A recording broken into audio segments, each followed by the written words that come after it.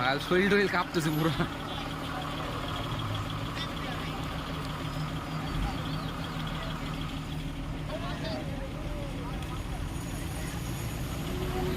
এখন বর্তমানে আমি আছি হচ্ছে নিমতিতে, ঠিক আছে। যাচ্ছিলাম মার্কেটের কাজে জায়গা।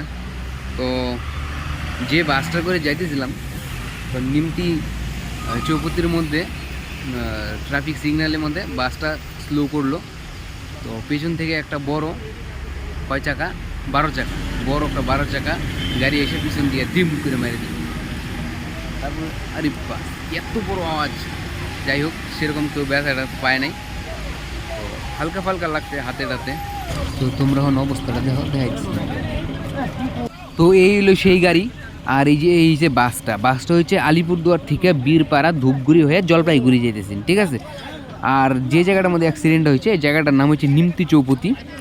তো নিমতি চৌপতির যে সিগন্যালটা, ট্রাফিক সিগন্যালটা, এই সিগন্যালের মধ্যে কিন্তু বাসটা কিন্তু স্লো করছে। আর পেছনের গাড়িটা মনে হয় ব্রেক মানে মারতে মারতে আইনে লাগাই দিছে, যেই কারণে কিন্তু বাসের পিছনটা যে এটা চ্যাপটা হয়ে গেছে, ঢুকে গেছে গা। আর এই গাড়িটার দেখো তোমরা গ্লাস টাস গুঁড়া হয়ে সামনটাও চ্যাপটা হয়ে গেছে। যদি খালি গাড়িটার স্পিড যদি বেশি থাকতো, ব্রেক যদি কন্ট্রোল না করতে পারতো, তাইলে কি হইতো আমি খালি এইটা ভাবতেছি। আজকে যে কোন ঠাকুরের দর্শন করে বাইরেছিলাম, এটাই সব থেকে বড় কথা। আমি এই আজকে মনে করো যে 2.5-3 বছর থেকে যে ট্রাভেল করতেছি, মার্কেটিংয়ের কাজ করতেছি, এর মধ্যে আমি এই যে লাইফে ফার্স্ট আজকে এরকম একটা বিপদের সম্মুখীন হইলাম। তার সব থেকে বড় কথা হয়েছে বাইচে গেছি, এটাই হচ্ছে কথা। সবাই এটাই কইতেছেন যে বাসটা যদি আর একটু জোরে ধাক্কা লাগতো তাইলে কি হইতো, হয় উল্টায় যেত, না হলে পিছনের যাত্রী যারা আছেন এরা ব্যথা বেশি পাইতো। আমি অবশ্য সামনে বইছিলাম প্রথম দিকেই, তাও সবারই ধাক্কা ধুক্কা লাগছে, কারো মাথার মধ্যে লাগছে, কারো পায়ে, কারো ঘাড়ের মধ্যে।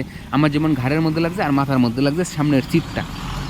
তো এর মধ্যে আবার এনে সেবিক টেবিক আসেন চৌপতির মধ্যে, ওরা আবার পুলিশে ফোন করছে, এই যে পুলিশ আয়া পড়ছে।